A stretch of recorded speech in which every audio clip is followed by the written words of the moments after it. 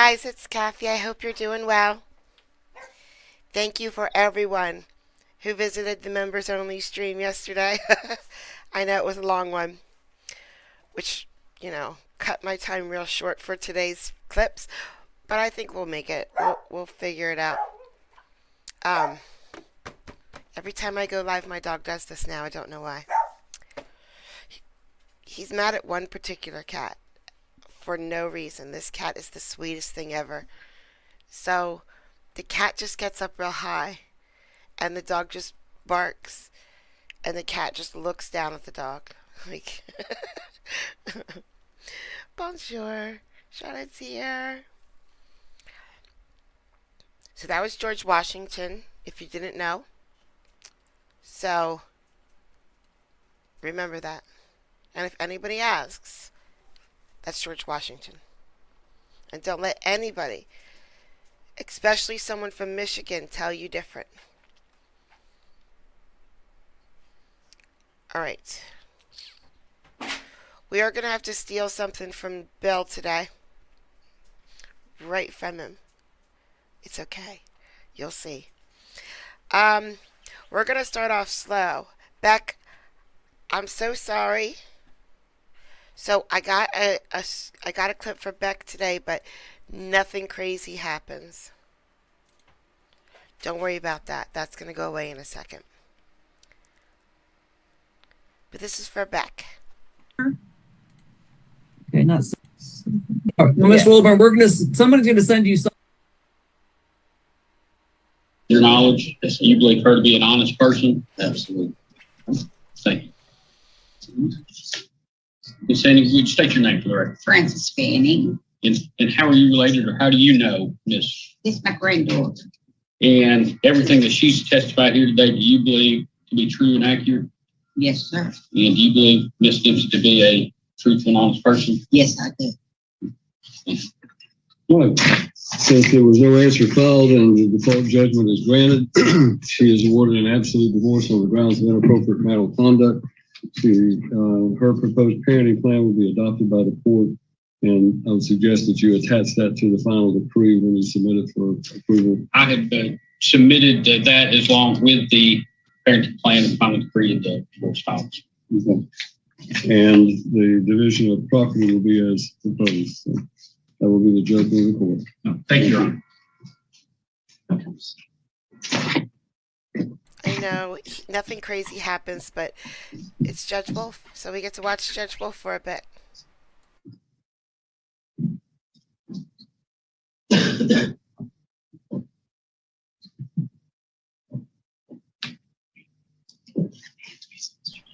Beck, what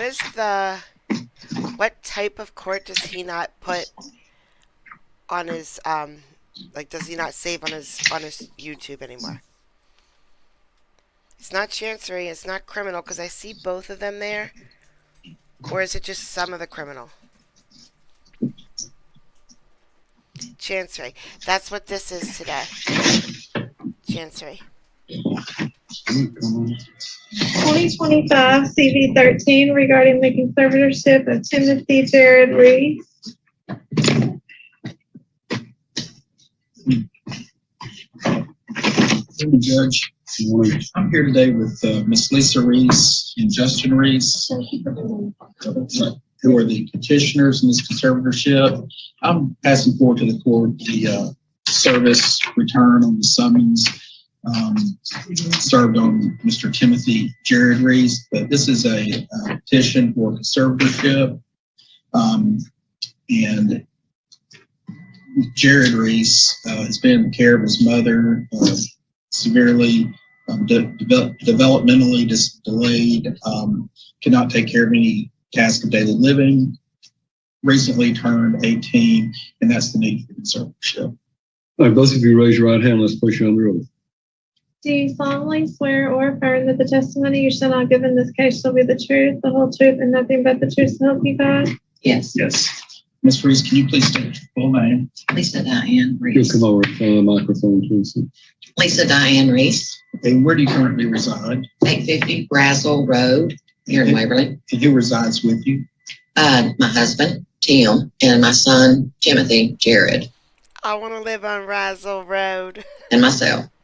And Timothy Jared, he goes by Jared. Jared, yes. Now, you have been a full-time, and your husband have been full-time Yes. caregivers for Jared his whole life. Is that Yes. correct? Correct. He has some disability. Can you describe that to the court? He is 90 to 95% developmentally delayed with autistic behavior. He's nonverbal. He's incontinent, and I have to feed him. He will not touch anything with his hands. Nothing. I bathe him, brush his teeth, carry him everywhere. He's pretty tall and thin. And Now, where's Jared today? with his dad, I didn't know if we could get him in here. He's very loud, and I didn't know if he would allow that. And your husband assists in the care of Jared, Yes. correct? And as does his brother, Justin. Yes. Okay. If I have to go anywhere, I get my son. He had to leave work. Now, Jared is treated locally by Heather Thompson, who's a nurse practitioner, Yes. correct? Okay. And we're in the process of getting a physician statement. But Okay. he's been in her care for a long time. Yes. Does Jared own any assets? No. Does he receive any monthly benefit? The Social Security? He did, but Tim and I had gotten back together, so no longer with that. Okay. Because it's based on income. But you're supporting. Yes. Let me state your full name. Justin Wade Reese, And where do you currently reside? 155 Buzzard Cave Road, Waverly, Tennessee. Pretty close to your Yes. mother and your brother, correct? Okay. And have you always been involved in the care of Oh, Jared? yes. Yes. My whole life. Judge, that's our proof. What we're asking for is the court to enter a temporary conservatorship to set a final hearing date. And in the interim, we will obtain the physician statement and file it with the court. Also asking to waive inventory and accounting because bond inventory and accounting because he has Jared has no income nor assets. Hearing date. How long do you think it'll take you to get that physician's report? Judge, we attempted to get it last week. I think the weather and the holiday impacted that. I suspect we'll be able to get it within probably this week. I don't think there's going to be any issue with it. How about March the 10th? That's fine. That's fine, Judge. I'm going to go ahead and grant the temporary conservatorship because obviously this is the situation you've been dealing with for his entire life. I see no need for a guardian ad litem to be appointed in view of the fact that this is a lifetime situation they've been both dealing with. So let's go ahead and appoint her as the temporary. You want both you and your husband as conservators? Well, the co-conservators were going to be Justin and his mother. Okay. Then we'll appoint both of you as the co-conservators and we'll waive the requirement of the bond or inventory since there's no property involved. Set it for March the 10th for you to obtain that physician's report and make that the final hearing. They're not just hand wrote in March 10th.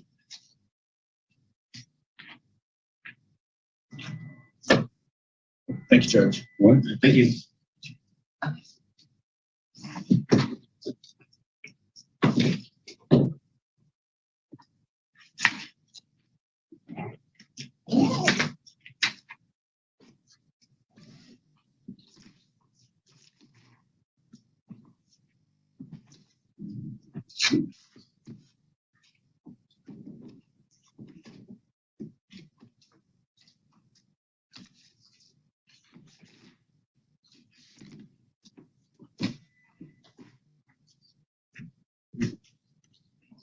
#24 CV 89 Amanda Moose versus Nicholas Romano II.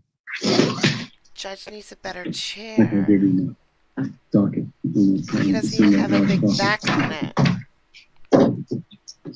Sir, if you will, keep your hands out of your pockets, please. Thank you.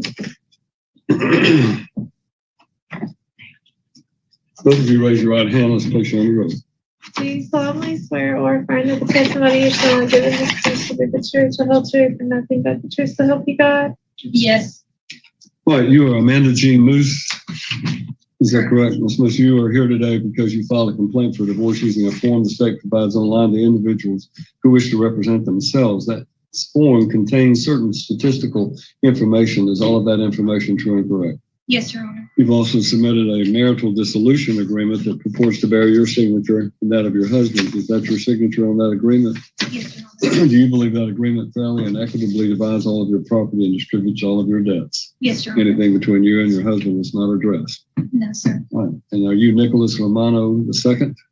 Yes, sir. All right, Mr. Romano, is that your signature that appears on this marital dissolution agreement? Yes, sir. You also agree that it fairly and equitably divides all your Judge Wolf really does a lot of cleanup work. He does. And there's another judge is starting, though, to help him, right? property and distributes all your debts? Yes, sir. Anything between you and your wife that's not addressed? No, sir. What, have you prepared a final decree of divorce? No, Your Honor. The documents you have prepared get you in court, and it allows me to grant you a divorce, but the final decree is another form on the same location. It's on the same website where you obtain these other. It is styled Final Decree of Divorce. Excuse me, and you will need to print that out, fill that out completely. Both of you sign off on it and then submit it. Just bring it to the clerk's office, and then they'll give it to me to sign. You don't have to reappear for court, but you're not officially divorced. I'm granting your divorce, but it's not official until I sign off on it. So do you understand that? Yes, Your Honor. Go back to that same website, print off that final decree, and then submit it to the court. Yes, sir. Hold on. I'm told that you may have already done it. So you did that. Okay, we did do it perfect. It's okay to tell me I'm wrong about something. All right, hold on just a second.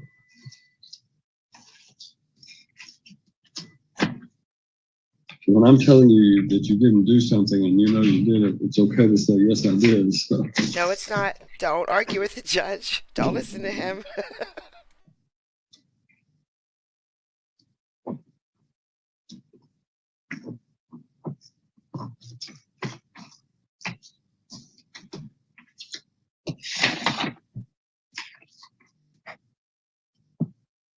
And now they're divorced.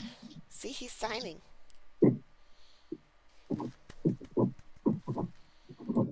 All right, I signed your final decree and granted your divorce. So you can get a copy of it a little later in the morning. You'll have to go over to the clerk's office first. Okay? Okay, Thank you. Your Honor. 2025 CV4, Dina Baker versus James Hand. Your Honor, represent Mr. Ham will be for hearing. All right. I'm ready if you're ready. Yes, Your Honor. That was easy. And if you noticed, okay, they both walked down the aisle after their divorce, and she turned and started to leave. And he stopped and picked up his stuff. And she stood there and waited for him. So, I guess, I don't know. They're leaving together.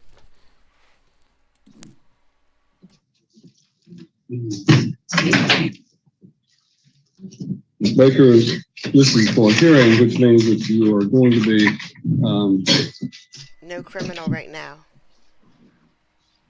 putting on proof to justify the award of this order of protection. Do you still want to have the order of protection against Mr. Ham? On myself, yes. Okay. All right. Then if you'll come forward and raise your right hand, I'll have you placed under oath. Do you solemnly swear or affirm that the testimony you shall now give in this case will be the truth, the whole truth, and nothing but the truth, so help you God? Come around, please have a seat on the witness stand. I'm going to ask you to speak directly into that microphone. You may have to scoot the chair up in order to get that done. Now, you have sought an order of protection against Mr. Ham, so you must tell me why you feel like you're entitled to and why you feel like you need an order of protection. I called it on myself because I asked him multiple times to stop calling and texting and all this, and he wouldn't. And the only way that I could get him to stop was to tell him I was filing an order of protection. I needed him to leave me alone. I know what the legal anything. So our son was not intended to be put on there. And when I filled it out, I asked them, they looked over it and I asked them, he's not going to be on it, right? And at that Scoot point up to in that time, I was told microphone. no. Scoot up to the microphone so that it's picked up. Right. Now, in your petition for an order of protection, you allege that past of physical abuse to me and the children. An order of protection is an extraordinary remedy that allows the court to issue an order that prohibits any sort of conduct. It's not over, you don't do that over, minor things. It has to show that you've been the victim of domestic abuse and domestic violence in some way. Tell me what it is that you feel like that places you in fear of Mr. Ham. Because he used to be physical all the So you time. got to speak up for Mr. Lockhart. He's not able to hear you unless you're speaking directly into that microphone. Okay? So you're saying he's physically abusive? Yes, he used to be. He used to be. When was the last time he was physically abusive? I mean, physically it's been a while, but there's also. Well, a while means different things to different people. So I'm trying to make sure that you understand. There are different ways. You and he are not married. Is that correct? Right. All right. So you're in a relationship or have been in a relationship and you don't want to be in a relationship with him. Right. You have a child together. Yes, we have. And that child, and you're not asking for this to be involving your child to keep him away from the child. Is that correct? Correct. So why do you feel like there needs to be this extraordinary remedy for an order of protection? Because he continuously harasses and How does he harass you? come into my house and won't leave and stands over me and I asked him to leave and he sat there for 3 or 4 hours and wouldn't leave while I was trying to take care of getting our 3-year-old to bed, consistently in and out of the bedroom while I was trying to take care of him. Have you and he been through court anywhere to determine the custody and visitation of your No. child? Why not? Because the first step I took was order of protection to get him to back off me. Okay.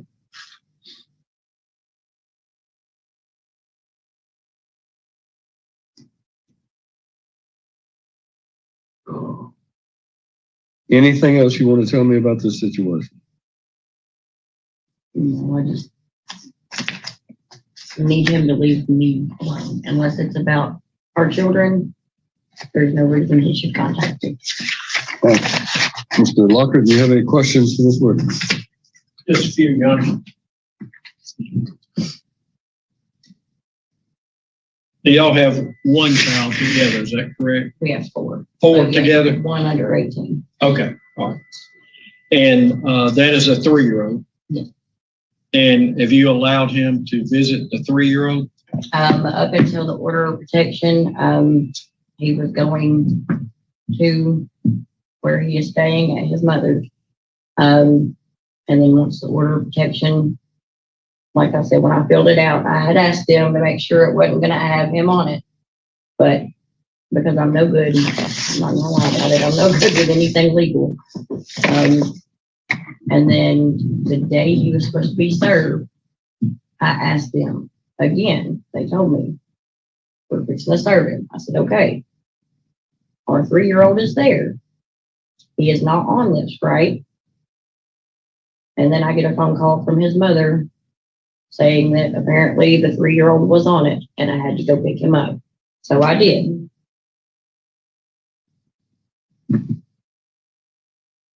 Has he continued to pay expenses for the kids and school bills? Yeah, he left a note and a card in my truck and had his mom tell me that he was going to have money deposited on a card to take care of the 2 children at home.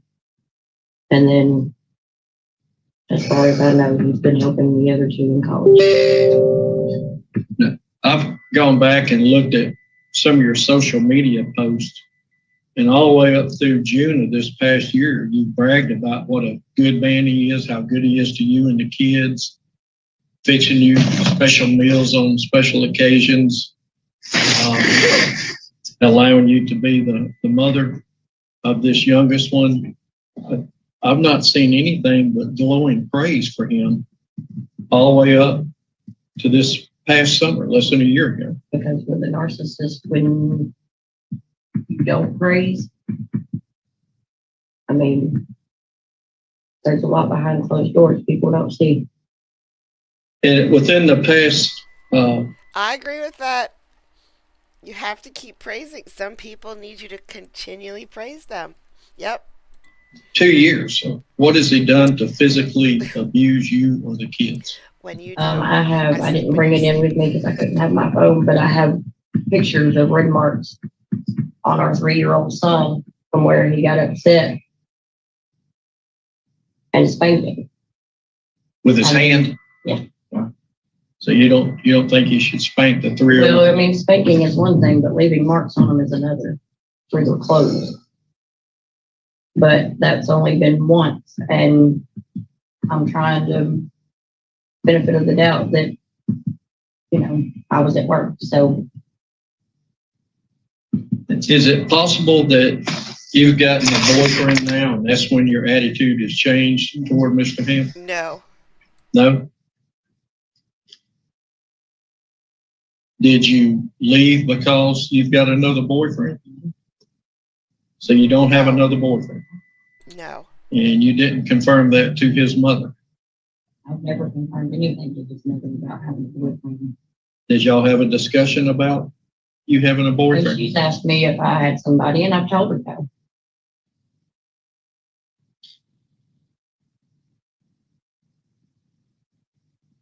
You're not asking for the order of protection in regard to the child, and I'm taking it from your responses that he has not physically struck or harmed you. Not recently, no. All right. That's all the questions I have. All right. Thank you, ma'am. You can sit down.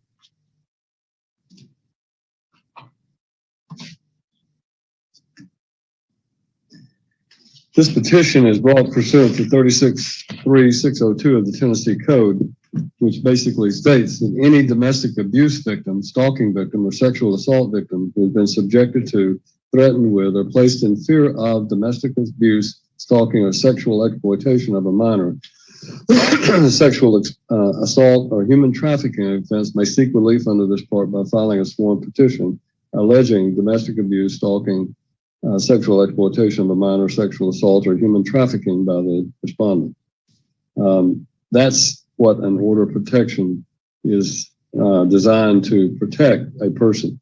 Abuse means inflicting or attempting to inflict physical injury on an adult or minor by other than accidental means, placing an adult or minor in fear of or in physical harm or physical restraint, causing malicious damage to the personal property of an abused party, or intentionally engaging in behavior that amounts to financial abuse. Nothing in this case that I've heard thus far amounts to an actual abuse in this situation.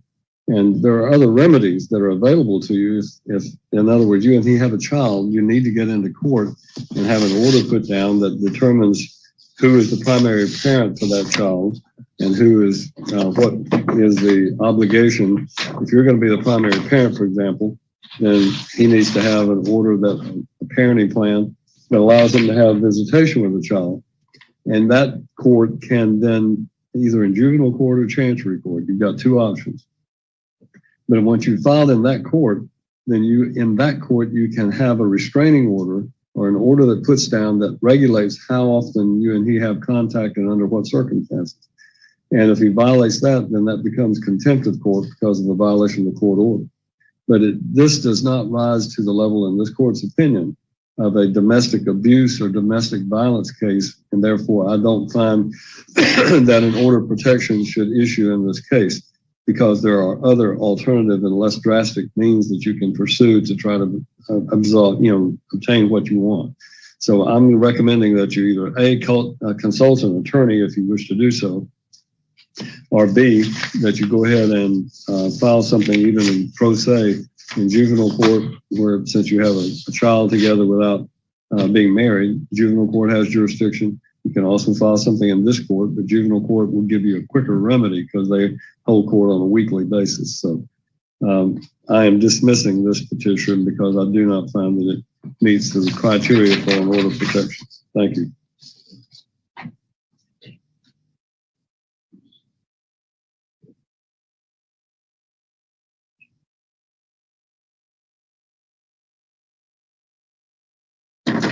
Thank you. I hate that he won that battle. I hate that. I agree with him. I agree with the judge, but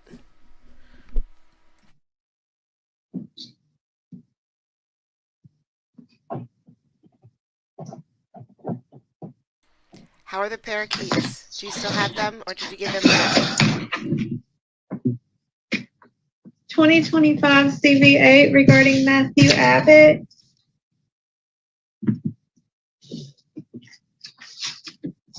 If you'll raise your right hand, especially on this.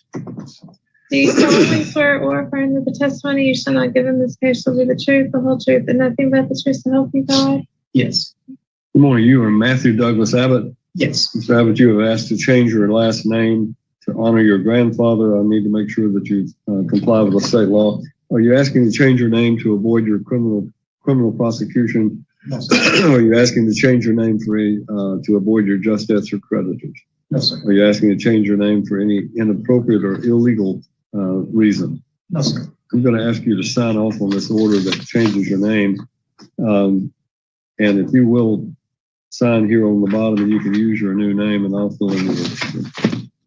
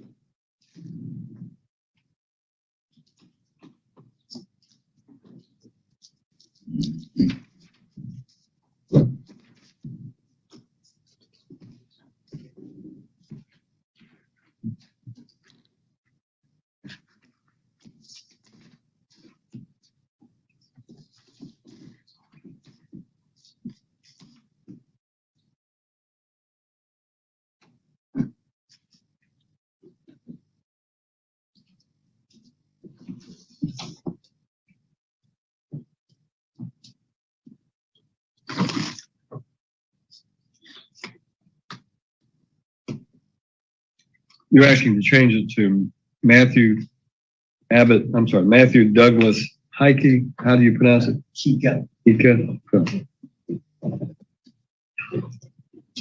He got you. That is spelled Hiecke. Yes, sir.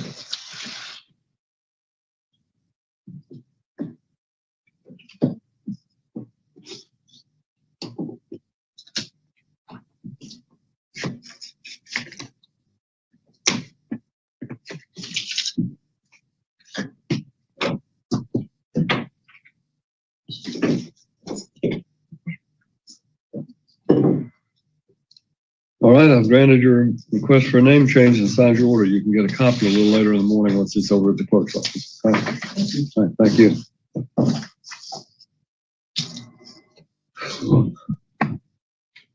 (2025) CV9 regarding Daniel Abbott.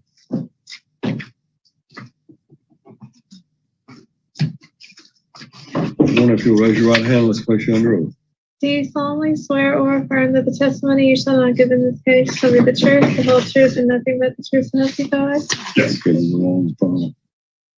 This is Mr. Skeleton. Oh, I'm sorry. There we go.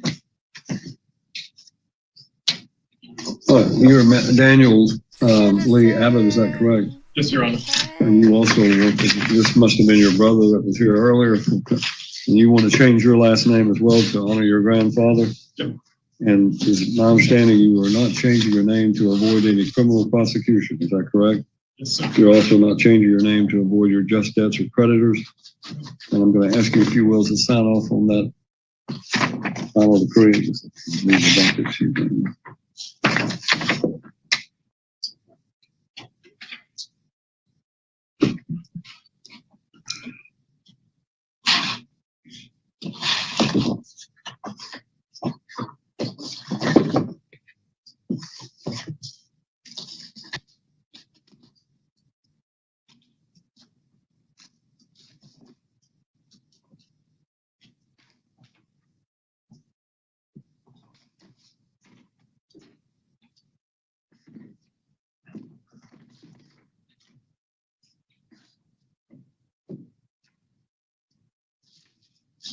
You're changing, you're just your last name, so you will be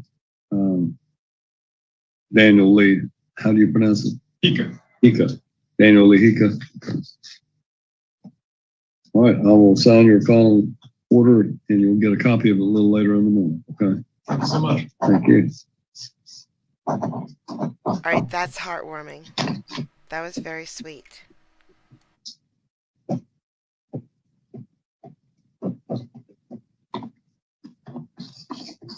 Super, super talented citizen.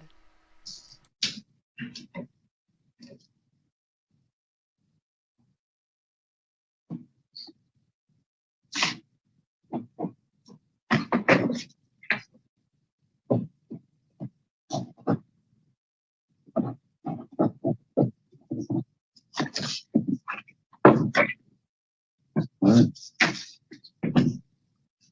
2025 CV12 regarding Nicholas Gallagher. And that's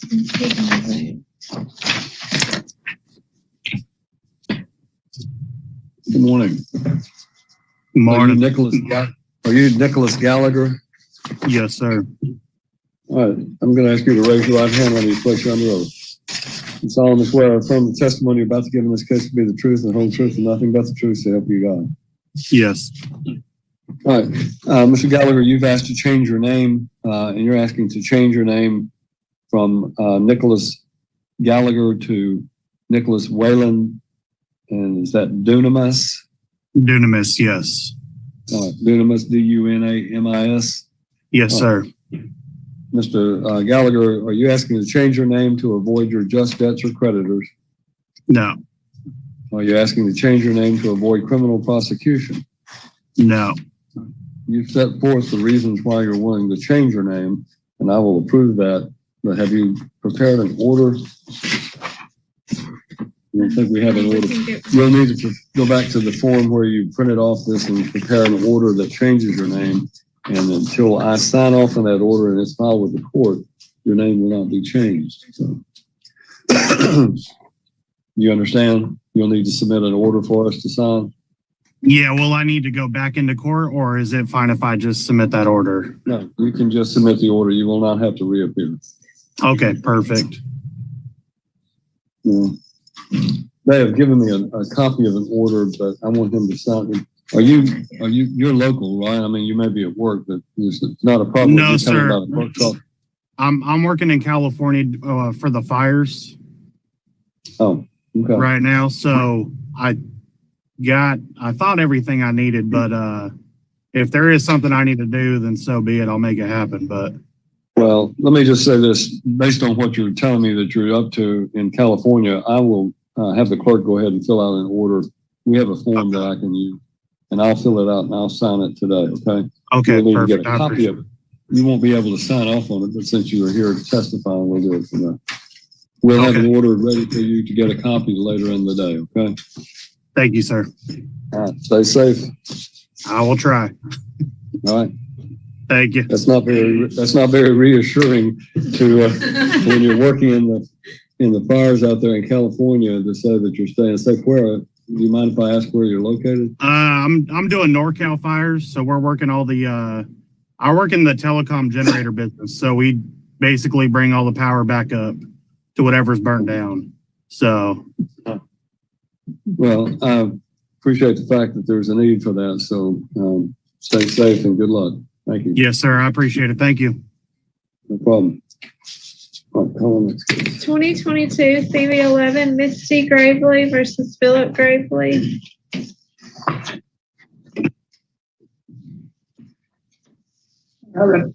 I represent Miss Gravely, and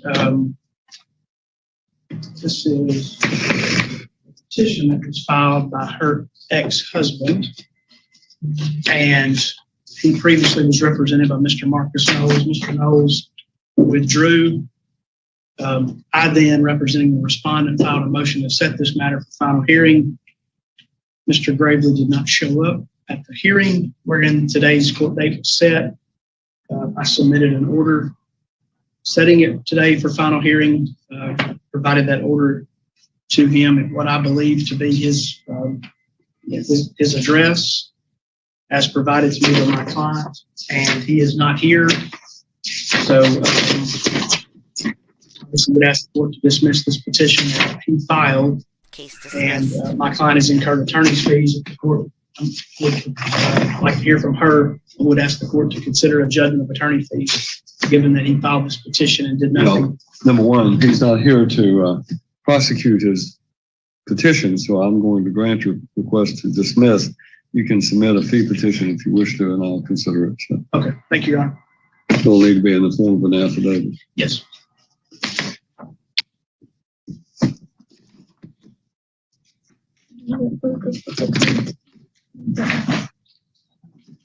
Conte versus Conte, Mr. McLeod, Ms. Roberts, you all have any agreement about a date?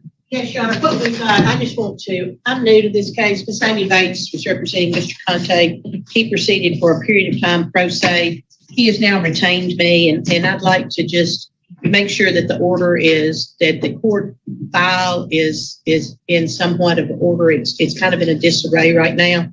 If I could, Your Honor, first of all, there was an order of protection and a divorce filed almost simultaneously.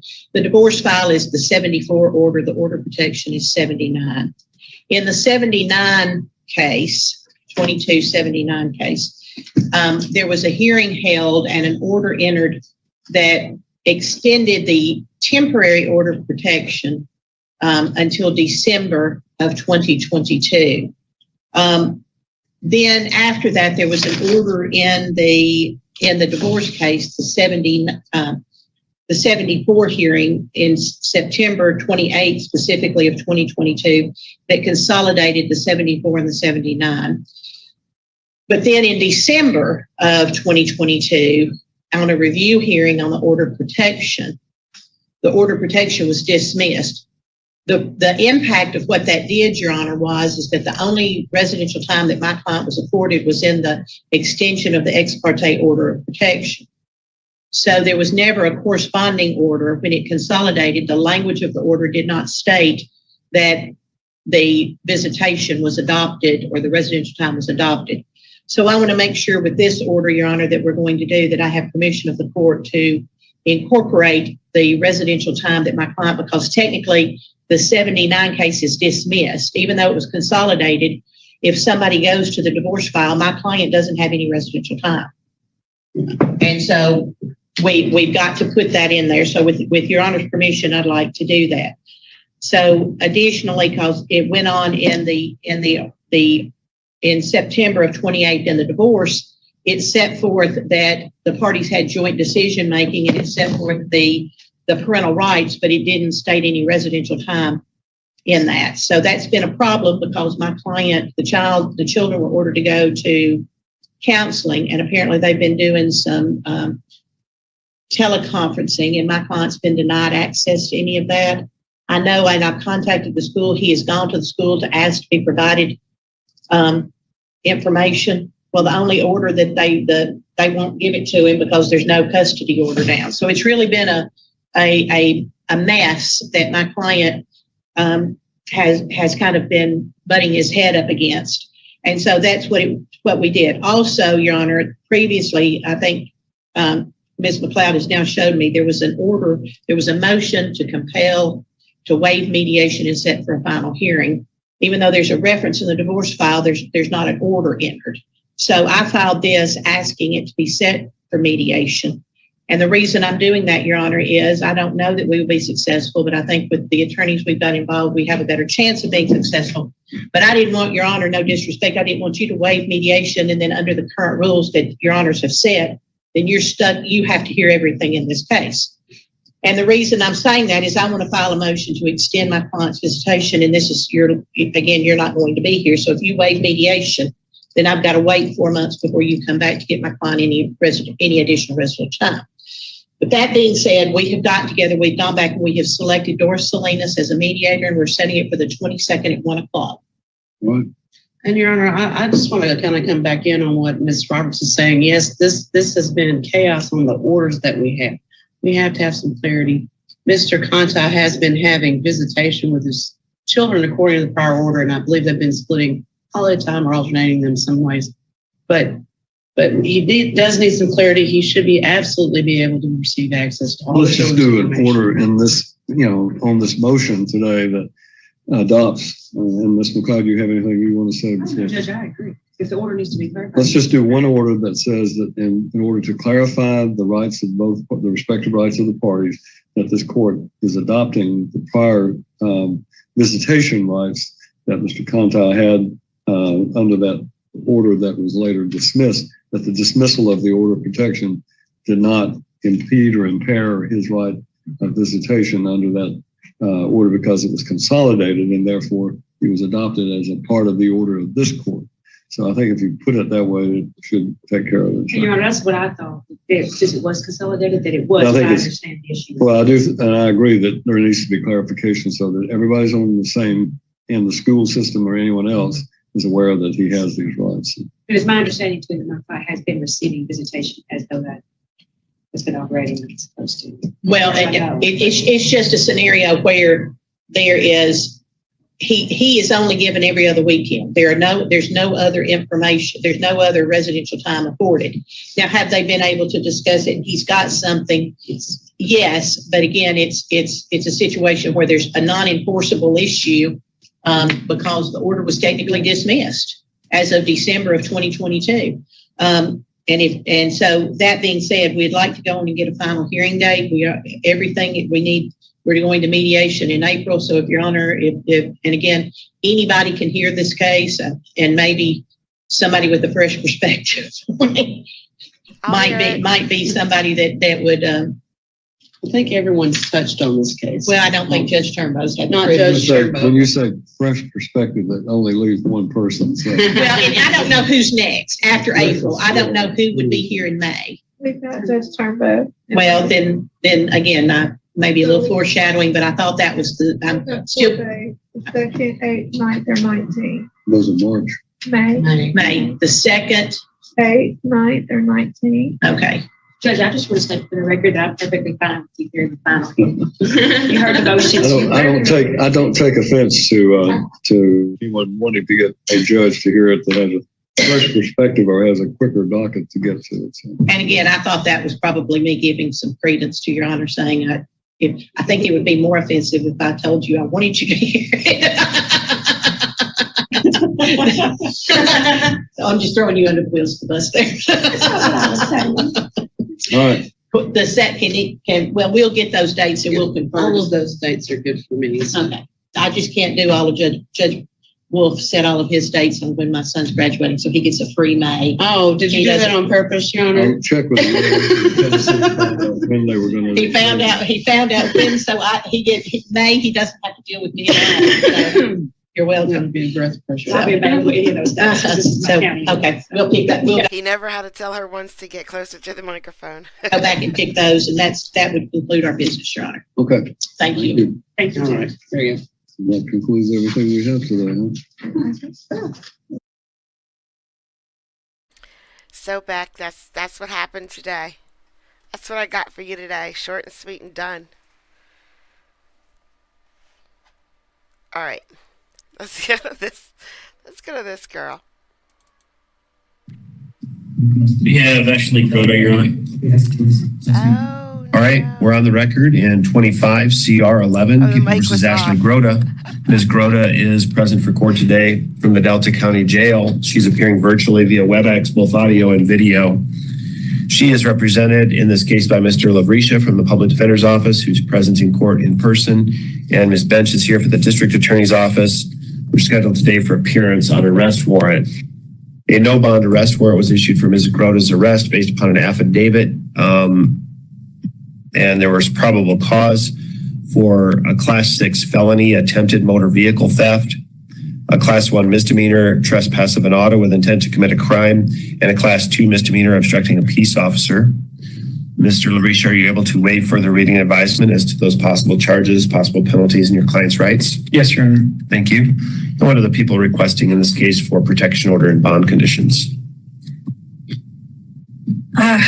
People are, again, concerned about the facts of this case. I don't understand why she wasn't taken into custody on the scene, frankly, when she tried to steal not one car, but then also, my understanding is, tried to get into the patrol car as well. So people have very strong concerns about her ability to comply with court orders. And frankly, I don't have any confidence that she will comply with court orders based on that particular record. Jail. So people believe a cash bond is appropriate. Protection order conditions? Mandatory terms, as far as I know. And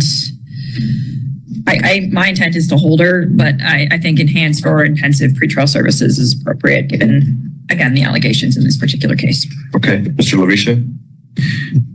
Your Honor, I think the court can be very confident that she would abide by court orders. I'm going to go in a different order than I wrote down in my notes. So if I repeat myself at all, I apologize in advance.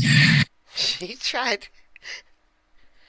to break into the police car after she got busted for stealing a car.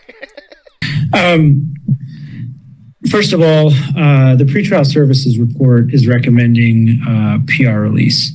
She scores in the category 2. So based on the assessments, that is in favor of release. But probably the most obvious reason she would comply with court orders is based on what the court saw this morning, that she, knowing this law enforcement contact was out there, willingly appeared before Your Honor at 8:15. And knowing that, subjected herself to the jurisdiction of this court. She also, recognizing that this occurred in a place where she was residing, has already taken steps working in conjunction with her probation officer to secure alternate housing so there's no future conflict with the reporting party named in the affidavit. She, upon release, has a local hotel room paid for several days in advance pending more permanent securing more permanent housing. And again, this is done working in conjunction with the probation department. She's a Delta resident on and off her entire life with family and extended family in the area. She's been applying for jobs. She does have a vehicle. All vehicles are her vehicles. It's my understanding, additionally, since having this case, she reported the law enforcement contact to her probation officer, which of course is a standard term of probation.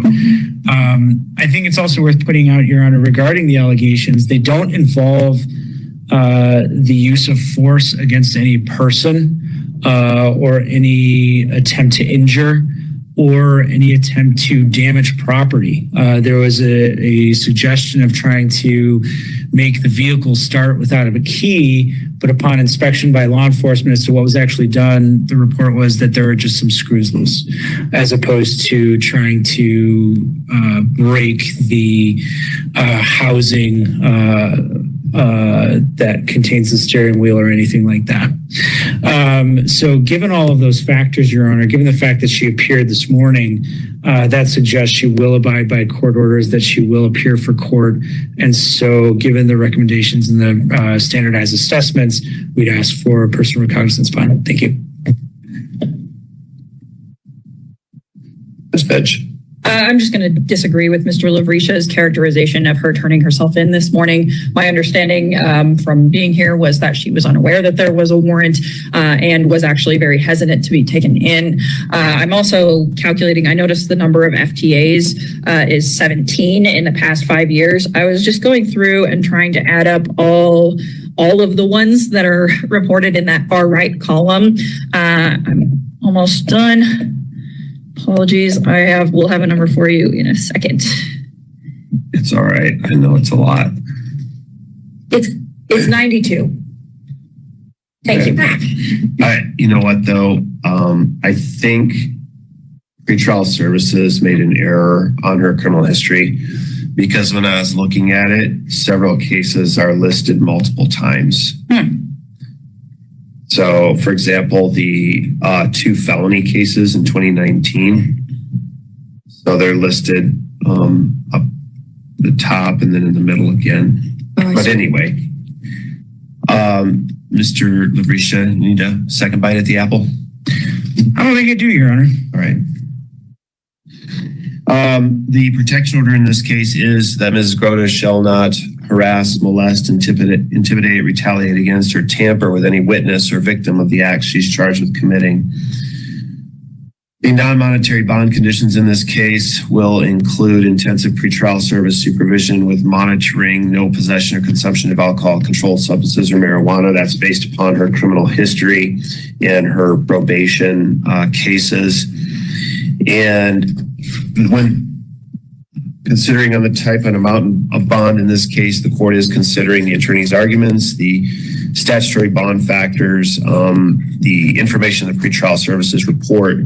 I do acknowledge that the pretrial service report indicates she's a lower risk category 2 with a recommended personal recognizance bond release. However, what is she has 17 prior failures to appear in the last 5 years, and I already commented on the duplicative criminal history. But anyway, what the court considers to be pretty aggravated here, the facts and circumstances of the case are somewhat aggravated, especially how she interacted with law enforcement and tried to get into the patrol officer's vehicle on the driver's side. After trying to steal another car, at least there's probable cause for it. She does not appear to be wanting to take responsibility for her actions, and she's also on probation, and that's what's really concerning to the court, is that she's on probation in 2 cases, and the allegations are that she basically absconded from probation. So at this time, the court is no longer finding a PR bond to be appropriate for Ms. Grota. For those reasons and the reasons stated by the people, the court will grant the people's request for a $1,000 cash-only bond condition. Ms. Grota, as long as you're in custody, would you like to be represented by the Public Defender's Office? Yes, Your Honor. Okay, Public Defender's Office is appointed. And people have 7 days to formally file charges. I'll bring this back next Tuesday at 2. Is that good with everybody? February 4 at 2 o'clock. And that'll be for appearance of counsel and formal filing of charges. Anything else on this case today, Ms. Bench? Anything else, Mr. Larisha? No, Your Honor. All right, thank you.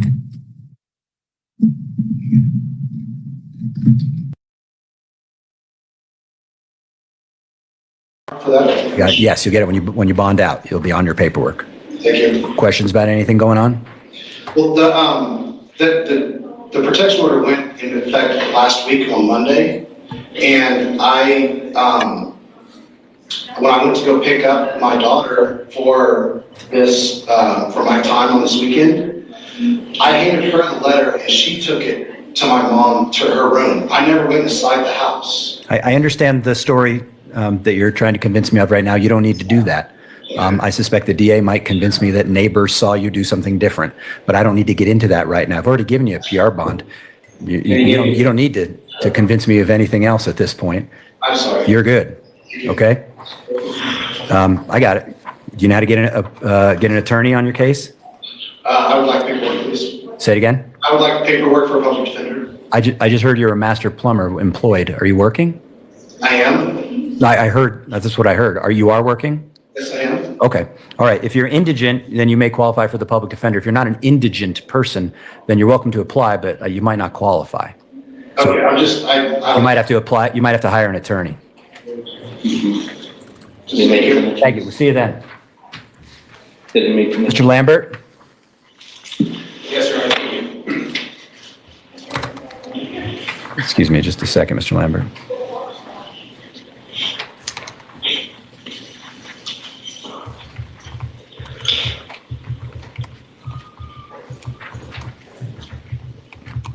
I think he's taking notes on what that guy just said, so that next time they come in court, he admits he was there with the envelope. All right. Sorry about that, Mr. Lambert. I wanted to make a note about the last case. In your case, I've reviewed the file. It's 25M207. I do find there's probable cause.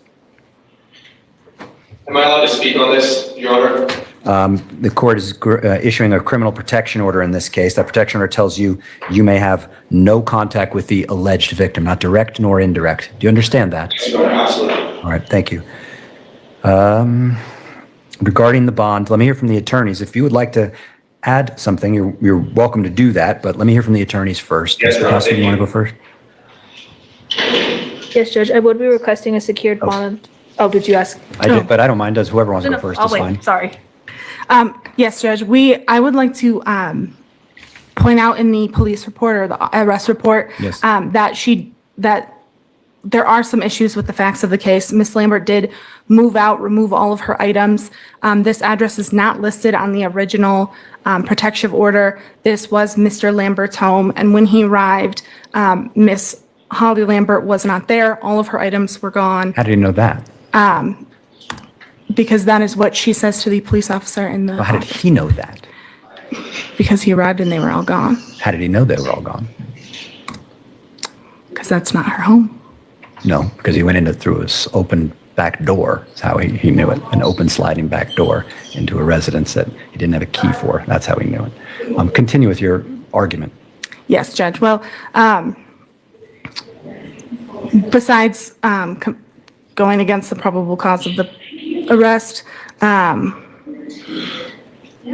is it, Your Honor. Thank you, DA. Judge, I would be requesting a secured bond in the amount of $3,000. Defendant is a high lethality given threats to victim and the child, the use of weapons in the underlying case, and the strangulation.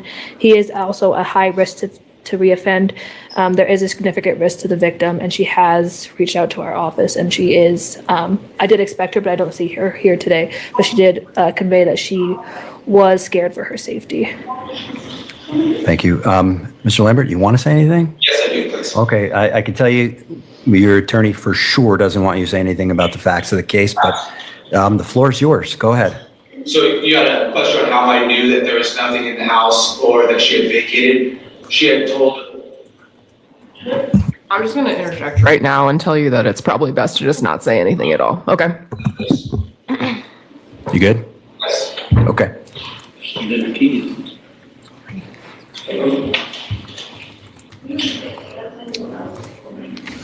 Court sets bond in the amount of $2,500, cash surety or property. Conditions: no contact with that alleged victim, no contact with residents, pretrial supervision via CJS, report to CJS within 24 hours of bonding out, consume no alcohol, substance use monitoring at the discretion of CJS. I'm going to set this for a Division 7 arraignment on February 28 at 1:30 p.m.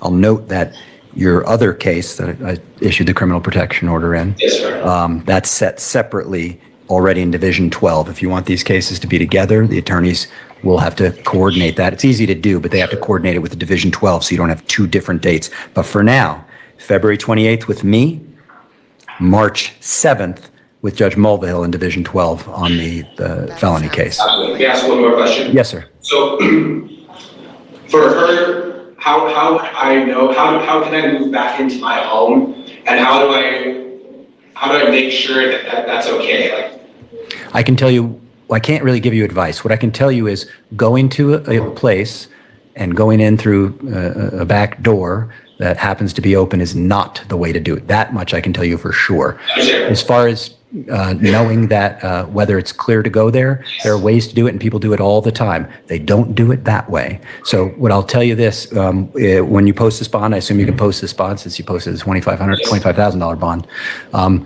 Get the public defender or get an attorney on your case and talk to them about exactly how to go about confirming this. Okay? And we'll figure it out.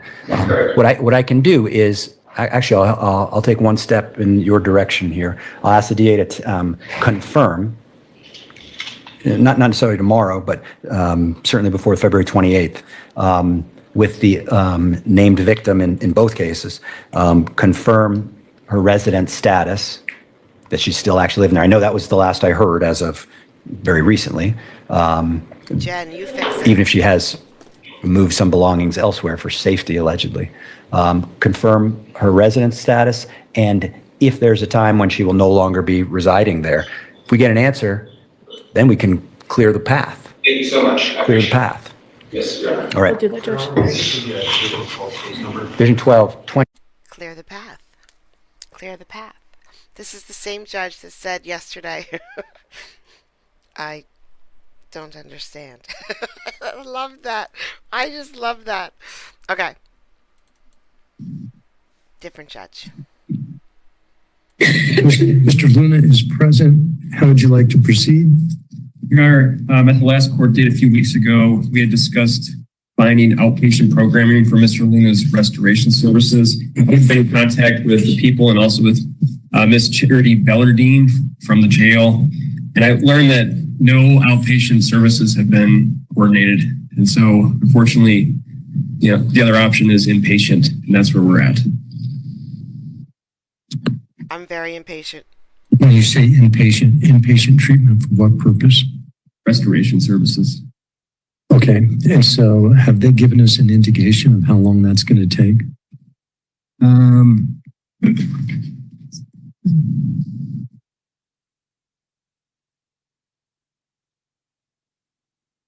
They just issued a report on February 7th. Oh, so should we be scheduling a review in 90 days? Yes. All right, that's what we'll do.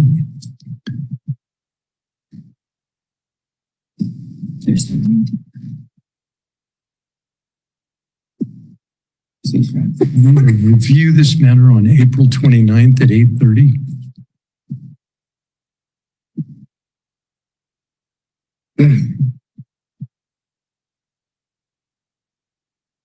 Your Honor, my client would like to speak to the court. I have advised him not to, but he wants to. Mr. Luna, you have a right to remain silent, and we are recording everything that's said here in the courtroom. Anything you say about your case could be used against you by the prosecution.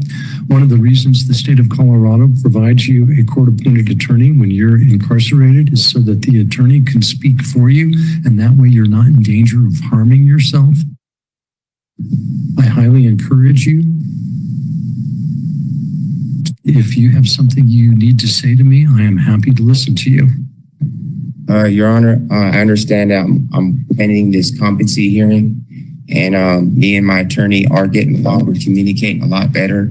I had some anxieties about attorneys' client privileges being violated, and I feel I can trust Mr. David Donnelly.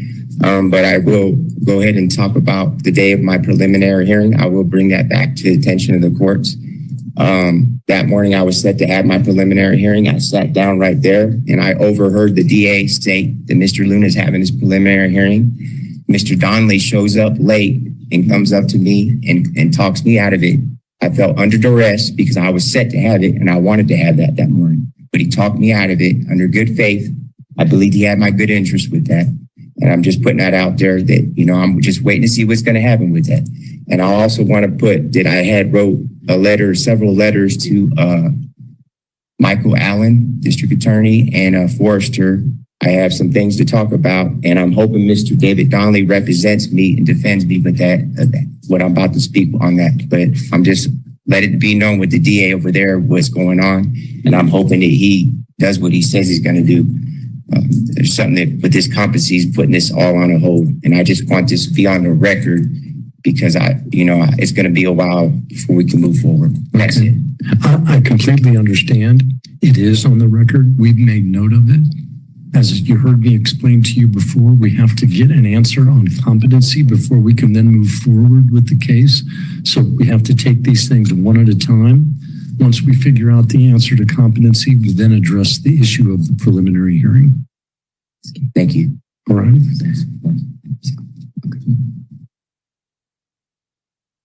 Mr. Miller. We can call Shamar Ellis. Imagine being that poor guy's attorney. He's probably, I hope we get his case. All right. This is this judge getting kind of mad. We're not happy in this courtroom, but that doesn't change the fact that I'm your judge. And so I am not recusing myself. The second issue I'd like to address is I am fully aware of how long you've been incarcerated. I have been here riding this train with you from day one when you and I first met. We just yesterday received the report from the psychologist. What report is that? Is it a report about whether you were insane or not at the times of these crimes? No. It's a report related to what's known as a just determination. That's shorthand for describing the fact that your attorney has asked to enter an NGRI plea in your cases, and you have objected. And so the reason it has taken all these months is because the psychiatrist had to evaluate you and provide us a report offering us an opinion as to whether any or some of your cases demonstrate evidence that your behavior was motivated by a mental disease or defect such that an NGRI plea is plausible. The next step in the proceedings, according to CRS 16-8-103, subparagraph 2, is for me to hold a hearing to determine whether I should enter the NGRI plea over your objection. Your attorney has just explained to me that before we go forward with that hearing, he needs some time to digest the report we just received yesterday from the psychiatrist to decide whether he wants to hire his own expert who might have a different opinion than the psychiatrist. Your Honor, I have not. And Mr. Reed, I have not given you the floor. I haven't spoken with a psychologist, so how can I be evaluated by a psychologist? You can be evaluated, like I told you at your advisement, whether you cooperate with the interview or not. I understand from the psychiatrist's report that you refuse to cooperate with that evaluation, but that does not prevent the doctor from looking at police reports and collateral information to form an opinion. But I agree with your attorney that the defense has a right to get a second opinion. So I'm explaining all of this to you so you simply know why it's taking so long. So stand by. I have not given you the floor. Anything from the people at this point? No, Judge. From the defense? Judge, just to set over to next week, I can accept whatever times. Okay. Of course, I object. We'll schedule Mr. Reed for next Tuesday, February 4th at 8:30, or is there a time that works better? That's fine. Okay. Yes. Your Honor, this is unconstitutional. These evaluations are being used to kick the can down the road. I have not committed a crime. I shouldn't even be held in jail. I have requested a bond hearing, and I'd like to request another bond hearing. You've had my bond at $174,000 for 408 days. I am entitled to a bond that is in relief and the quality of the bond schedule that has been released by 4th Judicial District. I got arrested for a felony menacing that I did not commit. That bond should be scheduled at $5,000. It is oppressive And it is a violation of excessive bond under the Eighth Amendment to give me a bond of $174,000. Mr. I'd Reed, like to request a bond schedule. Mr. Reed, I'm denying your request for a bond reduction. I'm leaving the bond where it's at.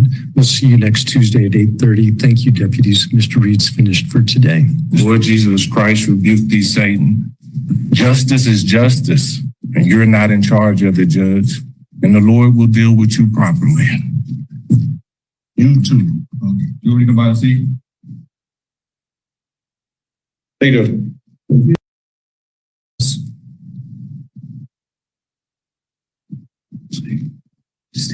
What happened to Mr. Hines?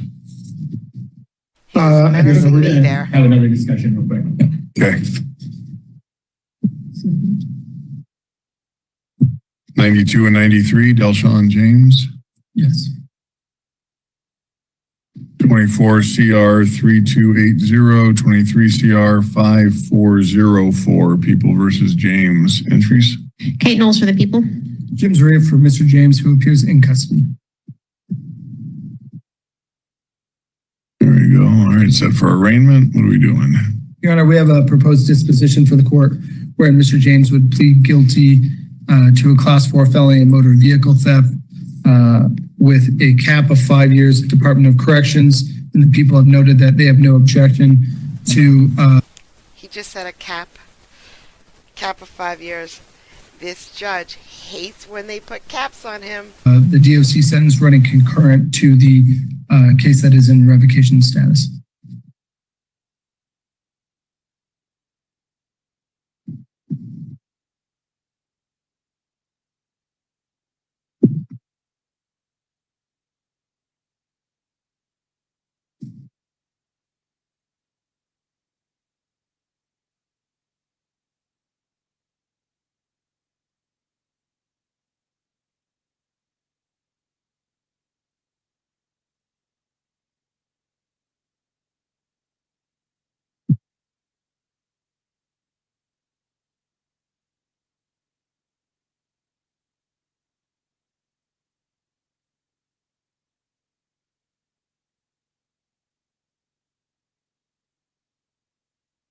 He likes to think a lot, guys. You gotta let him think. Even shower caps. Does anyone here even have a shower cap?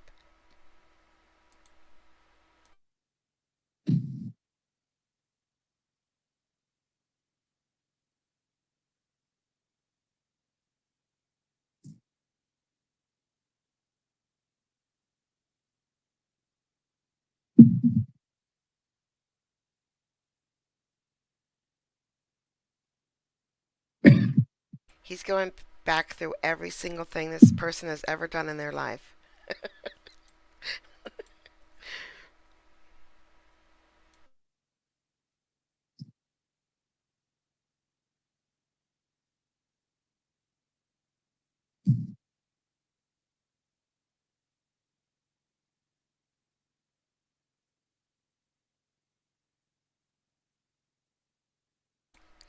Court vibe shower caps. Remember to shower, people. He could be. He could be.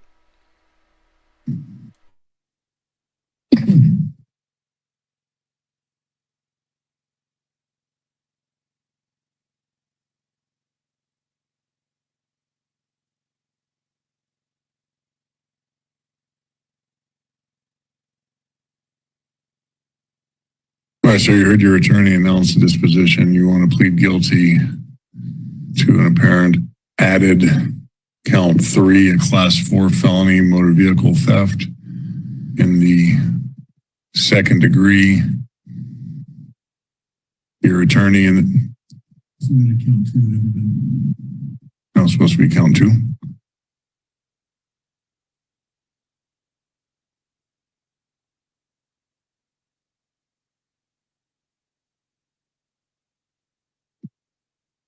Do we do that by interlineation somehow, or do they have to refile it, or can we just say that's a count 2? Do some red tape voodoo. Red tape voodoo. All right, with a cap of 4 years 5 years, Department of Corrections. Is that your understanding of what you're doing, sir? Yes, Your Honor.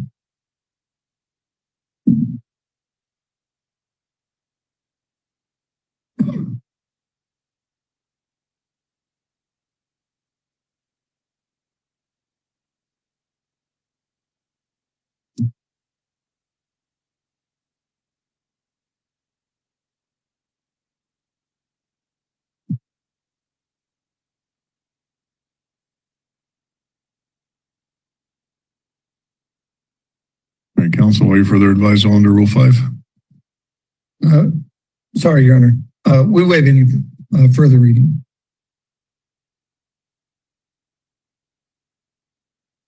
I do that just in case there wasn't a Rule 5 advisal in county court. So I do it just to, because I'm a belt and suspenders guy. All right, Mr. James, how old are you, sir? I'm 30 years old, Your Honor. And how far did you get in school? 11th grade. And may I presume that you read, speak, and understand English? Yes, Your Honor.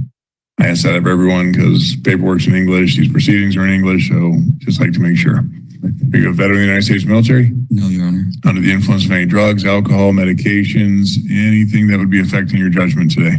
No, Your Honor. Caesarea, you have a constitutional obligation to ascertain the nationality of your client. And if your client is anything other than a U.S. citizen, you have an obligation to inform him of the immigration consequences that this specific plea would have on his specific immigration status. Are you in compliance with your obligations? Yes, Your Honor. Sir, the count to which you are pleading guilty reads that between March 27th, 2024 and April 13th, 2024, you did unlawfully, feloniously, and knowingly obtain or exercise control over the motor vehicle of Sonia Dumas, knowing that it was without authorization and that you retained possession or control of the motor vehicle for more than 24 hours. To that count, do you plead guilty or not guilty? Guilty, Your Honor. And before I accept that plea, let's make sure you understand a couple of things. I understand your attorney and the DA are asking me to accept a cap of 5 years DOC, but the statute says that the sentencing range for this count would be 4 to 12 years because you were on parole at the time when you picked this up. And if you were sentenced to the Department of Corrections, there would be a 3-year period of mandatory parole. Do you understand that that's what the statute provides? Yes, Your Honor. All right, so you have the paperwork there in front of him? Yes, Your Honor. All right, so this defense request to plead guilty document that you see in front of you was filed with the court. Your initials are typed in by each numbered paragraph. Did you give your attorney permission to put your initials there? Yes, Your Honor. And does that mean you went through this document line by line with him? Yes, Your Honor. And if you had any questions, did he answer them? Yes. Do you have any questions for me about anything that's in that document? No, Your Honor. All right, main thing I want to call your attention to, if you flip to page 2, there's a paragraph 5, should have lettered paragraphs A through K. This one actually spills over onto page 3. But these are the rights that you have. Your right to be presumed innocent, have a trial, make the DA prove it, etc. As outlined in this document, do you understand that you have each and every one of these rights? Yes, Your Honor. Sir, do you understand if I accept your guilty plea, you're giving up these rights? There is no trial. Yes, sir. All right, finally, sir, I do not accept pleas of guilty from people who tell me they're innocent. That's what trials are for. So now I'm going to ask Ms. Knowles to tell me what facts she would prove at trial that support this charge. And when she's done, I'm going to ask you if that's what happened. Counsel. Your Honor, should this case have proceeded to trial, the people would have presented the following evidence. A lab report dated April 19th of 2024 based on an examination of a stolen 2015 Kia Sorento belonging to Sonia Dumas.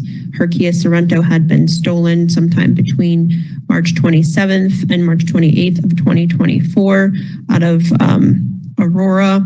It was located in April in Denver and examined by the Denver laboratory.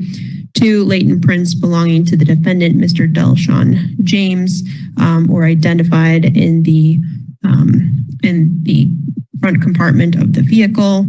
Mr. James was interviewed about this in the summer of 2024 by Detectives Streeter and McDermott, and he admitted recognizing the vehicle and being picked up in the vehicle by his stepfather, Nicholas Jeffcoat.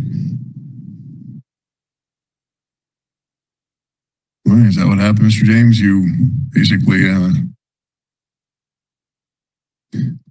knew this was a stolen vehicle and exercised control over it? Denver, Colorado.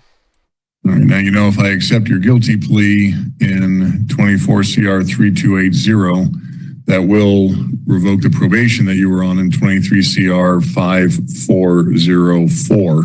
That's a class 5 felony, which carries a potential sentence to the Department of Corrections of between 1 and 3 years. And in fact, Judge Englert, when she gave you probation, she suspended 2 years in the Department of Corrections. So you understand that if I accept your guilty plea in the new case, that is going to be a violation of your probation in the old case?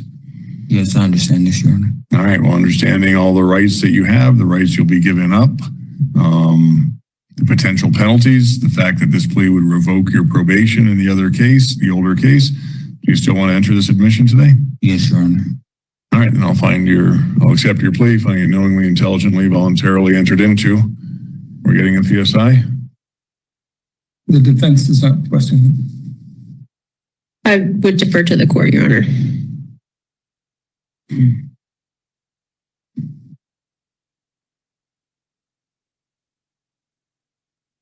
That would actually explain a lot.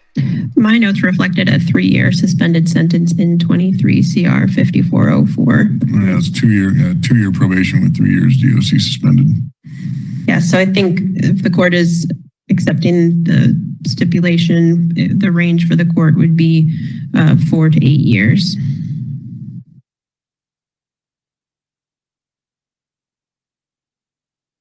Go ahead, Ms. Knowles. Your Honor, the physical evidence tying the defendant to control over this vehicle is somewhat thin, and I do not think that he's the mastermind of this particular stolen vehicle crime ring. In his interview with Detective Streeter and McDermott, he was very forthcoming about a number of stolen vehicles that were tied to a co-defendant. So for him being forthcoming about that, as well as his cooperation and the nature of the 2 fingerprints that tied him to the other vehicle, that would be the people's reasoning behind the plea offer that was made in this case. It's my understanding that he has suffered for that while in the custody of the jail.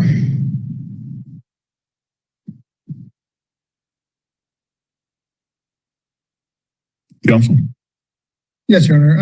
I think that's accurate. I think when presented with the evidence, Mr. James was forthcoming with law enforcement. There's no way that my title and picture hurt his feelings, right? Donald, come in here, Donald. I think, but for being as forthcoming as he was, I don't know that they would have enough evidence to say that he actually exercised control over the motor vehicles, but Mr. James was forthcoming. He did try to provide the detectives with the information they needed to really address the auto theft ring that was ongoing. Because of his cooperation, he's been subjected to violence both while in and out of custody as these cases have been pending. Multiple times in the jail, and I expect that to be ongoing, given that based on my read of the circumstances, it appears that Mr. Jeffcoat will be going to DOC as well, probably for a lengthy period of time, which will almost certainly make Mr. James' period in the Department of Corrections very difficult as well. He really did want to give the law enforcement all the information that he had. He did not have all that much information. He had just gotten out of custody maybe 4 months prior to this all happening. And the real shame is that when he got out of custody, he did not have any support in the community, and he ended up with Mr. Jeffcoat and living with him and relying upon him, who turned out to be a very devious character in his life, used him, and has now put him in danger ever since. The big difference going forward for Mr. James is upon his reintegration into the community, he does have family support in Loveland, so that when he transitions out, he will not be transitioning to homelessness and relying upon the negative characters that he has in his life, but instead will be transitioning to a really supportive family home in Loveland. He does also have 2 newborn twins that he will be returning to in the future, which is a huge motivation for him. So the difference between him transitioning to really being on the street and focusing only on people who are going to use him to really in a position now to succeed in the future is what he's focusing on. On top of that, much of his criminal history and his involvement in this case was addiction based. He did relapse shortly after getting into the community, and that was another way in which he was used by some of the other offenders here to keep him involved in this ring. I don't think that he had very much, if anything, to do with it. I think, as he told the detectives, he moved a couple of vehicles at the bequest of some of the other offenders, but otherwise was somewhat uninvolved. I think that it's a hard argument given that he's got 2 prior motor vehicle thefts. This isn't certainly a babe in the woods who doesn't know what's going on. And that is not what I'm saying, and that's also not what Mr. James told the detectives. He didn't claim that he didn't know what was going on. He didn't claim that he didn't know that the vehicles were stolen. He knew what was happening, but was not actively involved in physically taking and stealing the vehicles, manipulating steering columns, things of that sort. So I don't think Mr. James would want me to impart that he had no idea what was going on. That's not the case. But he did provide that information to detectives, which has, again, caused him some severe repercussions. I think those repercussions will continue with him in the Department of Corrections, but he does have a plan, and it's far more stable than he was when he got out of custody last time. I think a term in the Department of Corrections above 4 years is severe for motor vehicle theft, especially given that the people agree that he had little to do with the ring itself. So we would ask the court impose 4 years and run it concurrent with the probation revocation.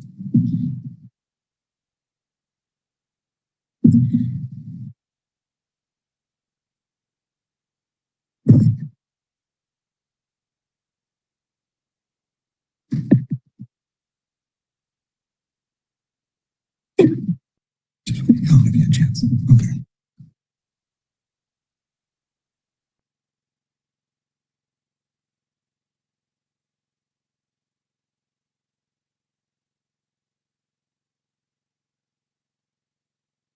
You're not going to take a drone and drop them into a prison, are you, GSD? All right, the 15145 case is closed. All right, so you have the right to tell me anything you'd like me to know before I sentence? Yes, Your Honor. I take full accountability for my actions and what I've done. Like you said, I'm old enough to know the right from wrong. I'm 30 years old to know right from wrong.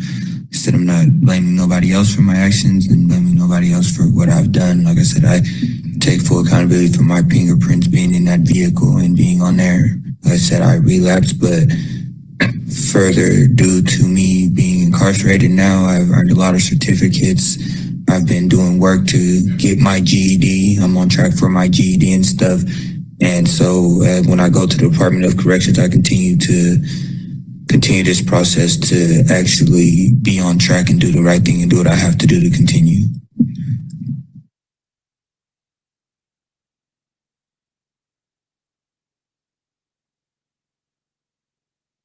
Donald, you okay?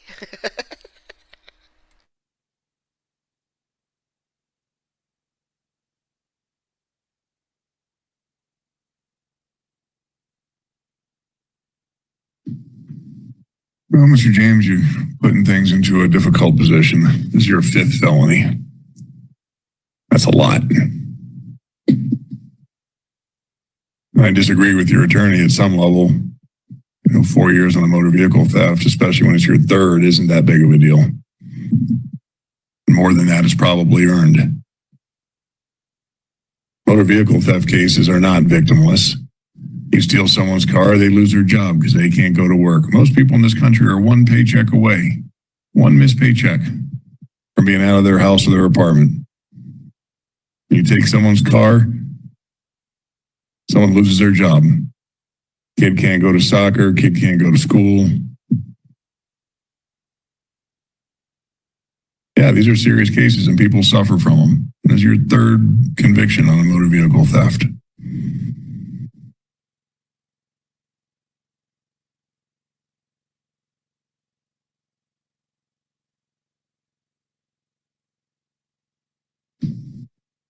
I also don't believe in volume discounts for crime. Just because you pick up another case while you're on probation, I don't believe in concurrent sentences.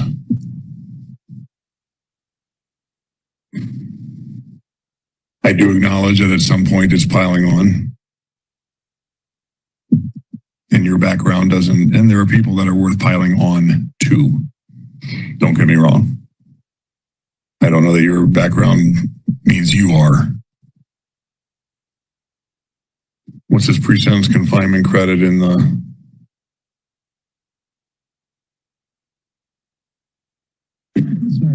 23 CR matter?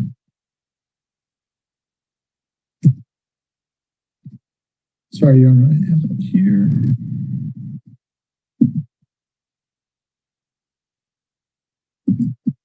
And when it was filed, there was 156 days. Yes, Your Honor, it's that plus. Well, that's last July. Sorry, Your Honor.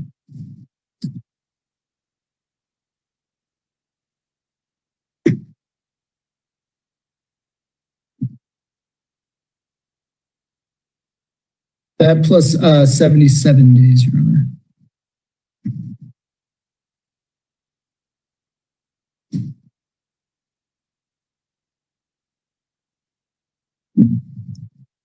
And in the 24 CR matter?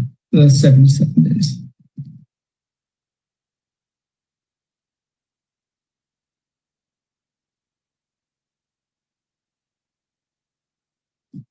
Hell no. All right, well. Still.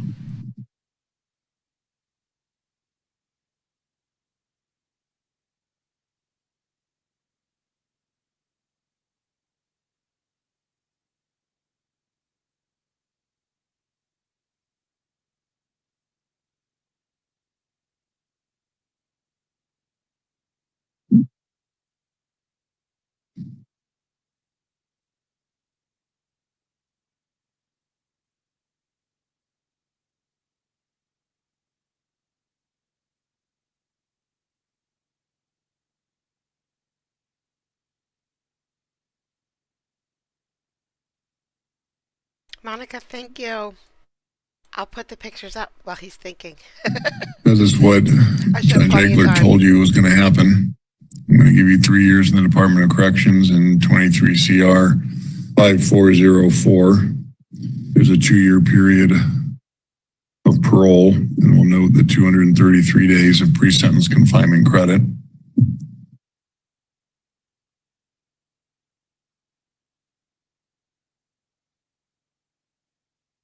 Citizen Z's new puppy. Oh, it's going to be a big dog.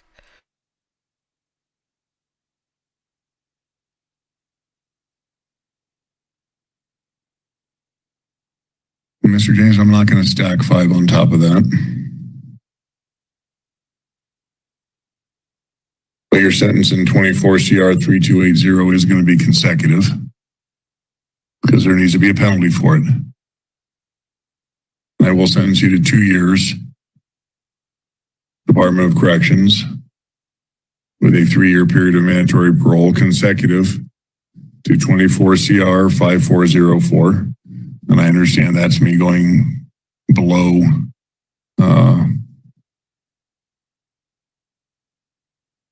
what the legislature indicates is appropriate for someone who commits a crime like you did. But since I'm going consecutive, I think there's just great reason to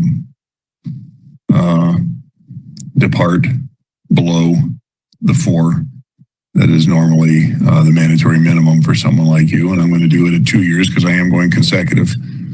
So all of that, I will note the 77 days of pre-sentence confinement credit, but all that time is going to get sucked up on the earlier charge. So you're in essence going to have just a whole brand new 2-year sentence. Once you finish the 3 years that Judge Engler get you, you'll do the 2 years that I've got. Sure. You know that we don't have truth in sentencing, so you know you'll do a third of that time so long as everything stays good. So you're gonna have a little bit of a penalty. Frankly, I hope you're being honest with me. I hope you're being honest with yourself, really, and that you're sick and tired of, you know, you're 30 years old, you're old enough to know better. I want you to get out, do well on parole, live a boring life, and never come back and see me. Yes, sir. Good luck. DOC is 21 CR 17. Hold on a second. And is there any restitution in the 24? No restitution on the 24. And we have what? I got 3 cases, Denver. 3? 22, 2678, Douglas 21, CR 18. All right, well, the sentence in the 24 CR matter will be consecutive to any other sentence he has. All sentences. The revo can be concurrent.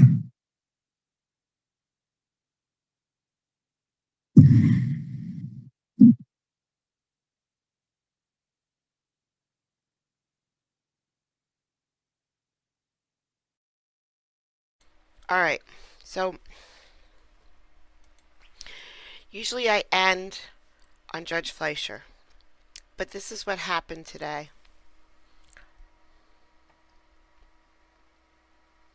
I recorded Judge Fleischer's whole docket. Yes. It is 24 minutes long. I had an error. And I didn't know because I did it on a separate computer. So instead of watching the 24 minutes at the very end of the docket when pretty much nothing happens, it's just nothing, we're going to steal, guys. We're going to commit a crime, felony. This is Judge Fleischer's docket on American courts. So we're going to watch it there. Link is in the description. Go watch American courts. And we get to see everybody. We get to see everybody's comments pop up. This is going to be fun. We're going to see what everybody else said earlier today. All right, Judge, next is page 32 and 33. Shire. Terrell.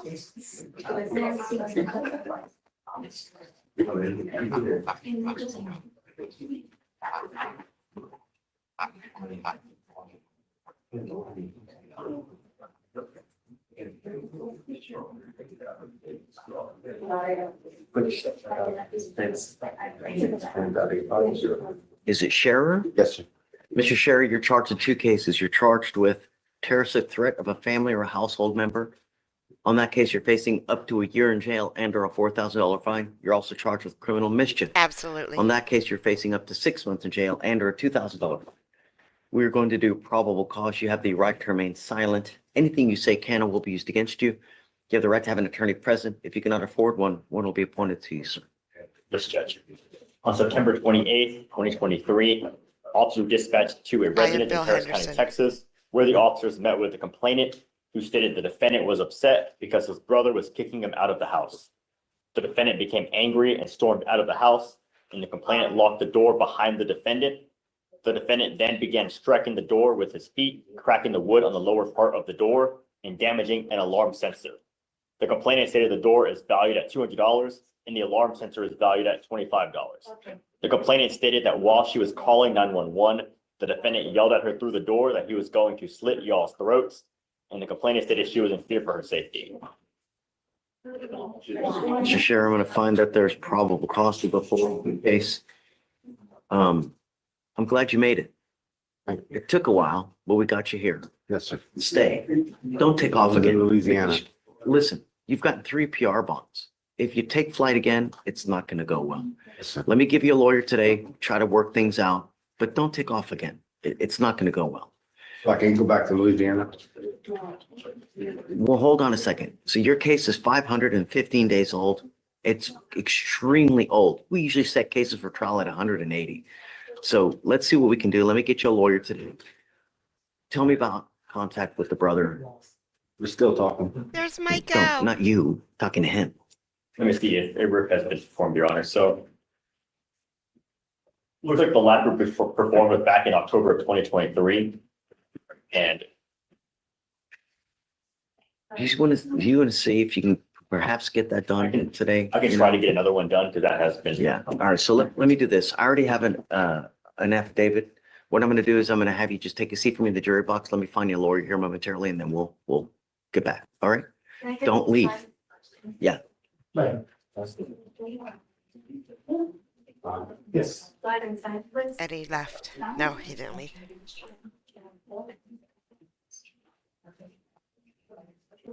Sorry, thank you.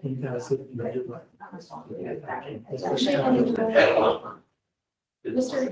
Judge, that's it for now. I'm waiting on the interpreter for that last one. That's okay, I can get it here. Oh, sure.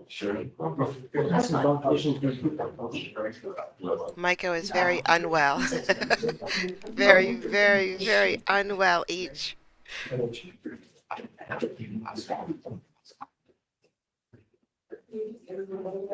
I'm ready. I was just gonna get that.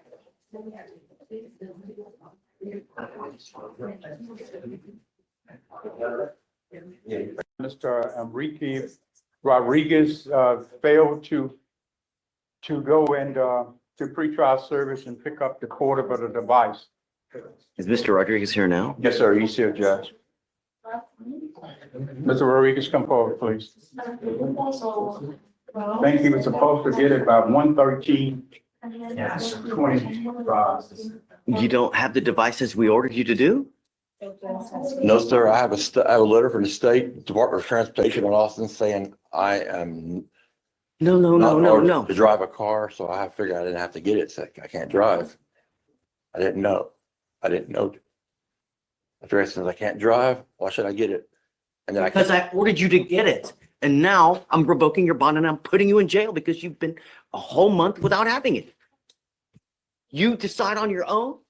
Courts don't work like that. It goes with you. Thank you, Judge.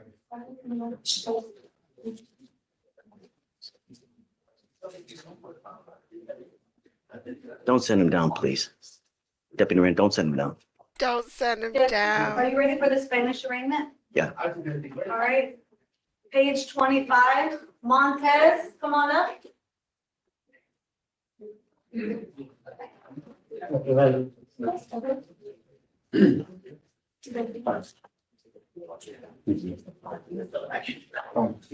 You are Jose Montes. Usted es José Montes. Sí, señor. Yes, sir. Mr. Montes, you were charged with assault of a family member. You are facing up to a year in jail and or a $4,000 fine. We are going to do probable cause. You have the right to remain silent. Anything you say can or will be used against you. You have the right to have an attorney present.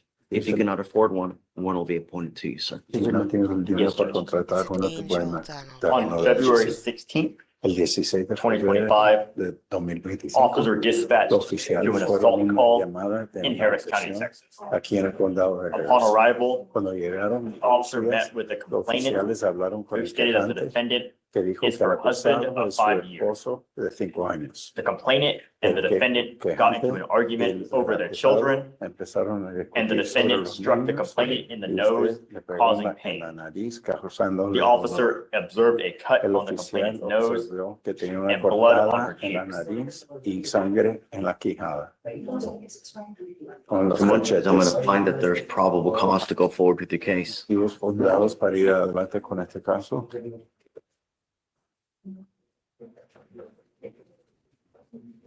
There is a protective order that has been issued in this case. I would get to know it. If you do something to violate this protective order, the state can and probably will file a violation of a protective order against you. It is one of the worst cases that you can pick up. Peor caso que I puede am ordering you haber. now as a condition of your bond not to have any contact with this person and not to be in possession of any weapons. If you violate this, I will put you in jail. I will do everything in my power to protect every person of Harris County. You violate this, I'll violate that bond. I don't know what your immigration status is, but if you're not in this country with permission, and you go to jail and immigration finds you, they will put an immigration detainer on you and you will be stuck in custody until the case is over with, and then you get shipped off to immigration. Do you understand? Sí, señor. Yes, sir. No more warnings from us. You know what is right. You know what is wrong. Anything goes wrong, you're mine. Okay. Yes. For now, or let me ask you this, do you have the ability to hire a lawyer? No.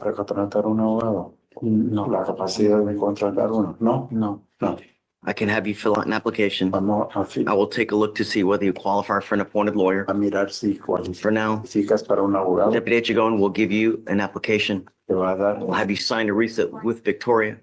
We will have you take a seat in the jury box. We will get bond conditions crafted for you to sign.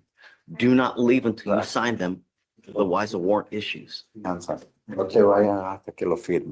understand? I'll see whether you qualify. If you do, we'll give you a lawyer today. Please. Yes, sir. So no contact, no weapons. please. Scarlett Lee. 255. 220. That's it for now, Judge. Okay. Hey. Judge, Hi. I'm here in my room. It is a judge required appearance. Yeah. I mean, it's old, you know? Okay. All right, thank you, Your Honor. May I base, please? And happy to have you. Almost assigned. Abel. Judge, good morning. Reed Bennett. Been around, Judge? You been around? Morning. How you doing? You're Mr. Riley. Mr. Riley, you're wanted out of the state of Louisiana for domestic abuse, battery, child endangerment, and theft. Are you waiving formal extradition, sir? Yes, you are. All right, we wish you the best of luck. Thank Thank you. you. All right, thank you. Morning, Your Honor. Hi, Brock. We had an issue. Have Sorry? Brandon Brown. Okay. Serenity now. So Brandon Brown, Give me good news. Tell me something nice, please. That's a lawyer. I'm I not did gonna not know. ask 2 degrees bail if that's something Here like it comes. Oh, it's, I'm just, no. That's really, that has no bearing. You can always ask. It's not gonna like sour my mood. So we had the evading case. He picked up another evading case. Okay. I would like a reset. I don't have any arguments to reduce, but I just ask that it's not revoked on that first evading case and not increased on this new one. Oh, Yes, sir. guys, do you mind bringing up Mr. Brown, please? Brandon Brown. I can't promise you. I mean, you know, And he has a whole I felony. will never get upset for you zealously advocating for your client. Do everything that you need to do. If you think a judge is going to ban, who cares? Do what you need to do regardless. Even if it pisses the judge off, screw the judge. You need to do what's best for you and your client, right? Is But likewise, I also have to do what I think is in the right. You know, if homeboy is picking up case after case after case, I can't just continue, you know? I understand, Judge. I don't know anything. All I see is that Yeah, I got Quite a this bit. this morning. I see that previous evading case. so he's on bond right now for an evading, right? He's also at the same time picks up a UUMB, unauthorized use of a motor vehicle. In February, picks up a possession of marijuana, It's going which did I find Try your to get PC a on that? Judge PR bond. is, I mean, the state is going to dismiss that. Let me see. That is true, Judge. That case was, no PC was found, and so. Like Mesh, right? Yes. And now, is it a day later? Mackenzie, is that right? Like the next day he picks up an evading arrest? 2 days later. So let's look at the information and see. He's already on hold for felony, so he is going to be in here for his felony. So my So- only argument. Here's the good news for you. This evading Did you look at the information? Not completely, Judge. Okay, that's really important. It's from June 10th of 23. Oh, yes. It's not a new case. I seen that. That's the older one. Good morning, Mr. Brown. How you doing, sir? It was great, Donald.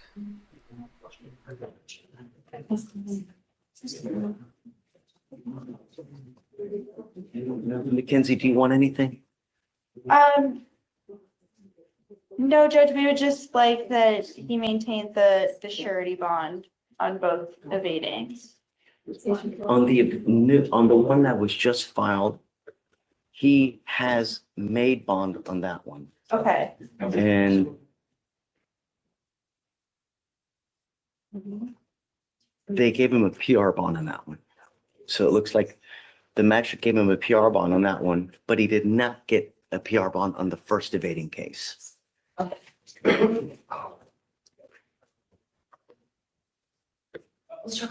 So you're being held right now because you have not made bond on the first evading case. You're also being held at no bond on your felony upstairs on the UUMV.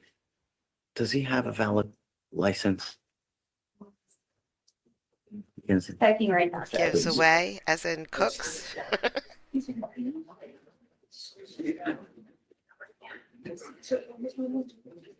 His driver's license is not eligible, Your Honor. The only condition I have with you now, Mr. Brown, is do not drive. Sir. I don't know if you're gonna get out. If you do not drive. That is a condition of your bond. I'm going to have you. Give me like 50,000. Yes, sir. Yeah, here. Because I'd like him to sign. I'm going to have you sign an affidavit with me today, Mr. Brown, that you're not gonna drive. This is a promise that you're gonna make to me, that you're not gonna drive. I don't care what's going on in your life. I don't care if there's a burning building and you have to save 50 kids, cats, whatever. Don't drive. If you understand, I will acquiesce to you. I'm not gonna do anything Cat, if to you're the gonna bonds at say all. 50 Kit Kat. So he hasn't made it up to felony court yet. And there's not a date set yet. Right, so my feeling is that they'll probably within a week set a date, so why don't we set it out like a week to give them time to make it upstairs? Then we'll come back here and then we'll go from there, I guess. See what they do with the bond and stuff upstairs. I need him to sign an affidavit that he's not gonna drive, other than that.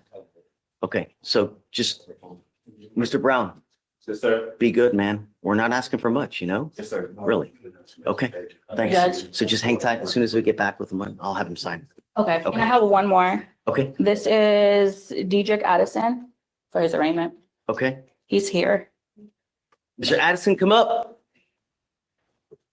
All right, he made it. Wow, He sure did. fantastic.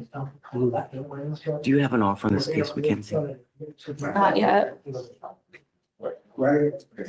Sorry, my computer's being I'm slow. so happy that you made it here. Okay, I'm so proud of you. Great job for showing up. Really, thank you, Your Honor. good job. All we ask you to do is come back. When you come back, good things happen. Yes, Really, sir. you know? Thank you, Your Honor. Well, thank you for showing up. You're charged with criminal trespass. You are facing up to 6 months in jail and or a $2,000 fine. We have not found probable cause. We have to do probable cause because it has not been found yet. Okay, You have the right to remain silent. Anything you say can or will be used against you. We have already appointed your lawyer, so just hang tight. We're gonna find out what happened real quick, okay? okay. Please. On January 13th, 2025, an officer was working his extra job at LBJ Hospital in Harris County, Texas. The officer was advised by a security officer of a trespasser who refused to leave the property. The complainant advised the defendant was discharged from the hospital at approximately 9 p.m. and was advised to leave. The defendant left at that time. The defendant returned to the hospital at 11 p.m. and caused a disturbance by refusing to leave. The defendant was asked to leave the hospital again and refused to leave.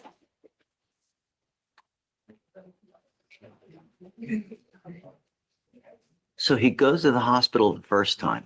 Yes. They told him to leave? Yes, he was discharged around They give him a 9. trespass warning, because I can just tell anybody to leave.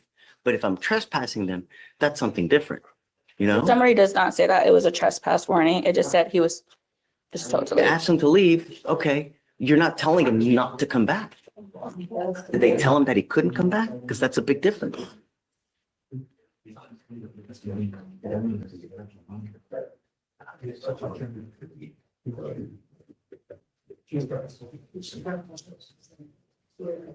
It just says the defendant was asked to leave the hospital again and he refused to leave. It doesn't say that he was told not Now, to. if you refuse to leave when they're telling you to leave, that's a problem. But so he left the first time. He left the first time, then he came back at 11 PM. They told him to leave the property at that time and he refused to leave.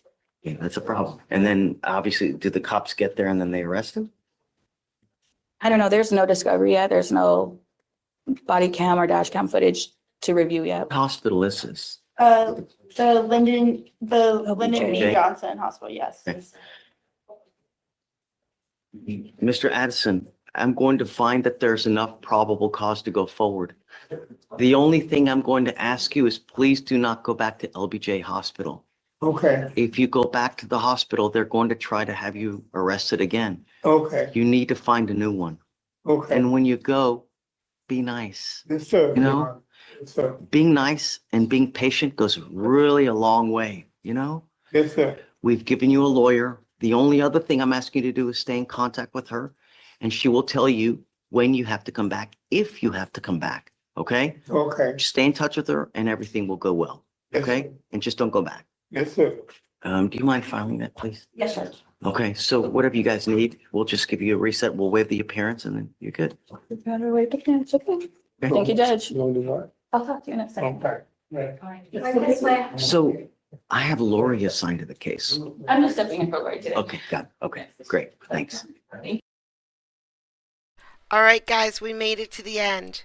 American Courts, thank you for letting me steal some of your live stream. Because mine just didn't work. I got 25 minutes exactly. The weird part is, I started recording this docket, and when it started, and I got an error. How did I get the last 25 minutes of the docket? I got the last 25 minutes. Does that make sense? No. It makes 0 sense, but that's how computers work. They mess with you. All right. Thanks for watching George Washington with me today. The Silver Man. I appreciate it. I'm going to start up OJ right now, and but it's not going to redirect you. So you're just going to have to wait a minute for me to start it up. Bye, guys. I'll see you again soon. Thank you.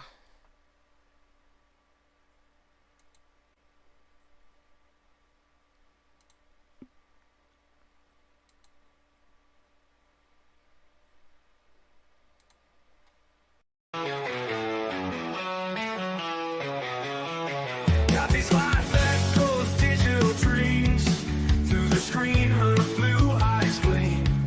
Wicked humor, sharp as a knife. Her stream sparks electric.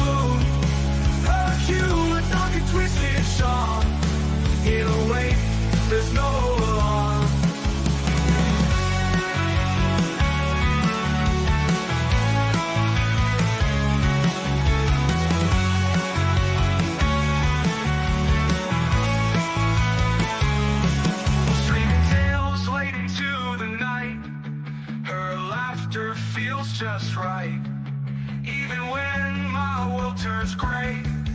With a giggle, she lights the way. Kathy's laugh cuts through the gloom. Eyes blue like a summer's bloom. Her humor dark and twisted, sharp. In a way, there's no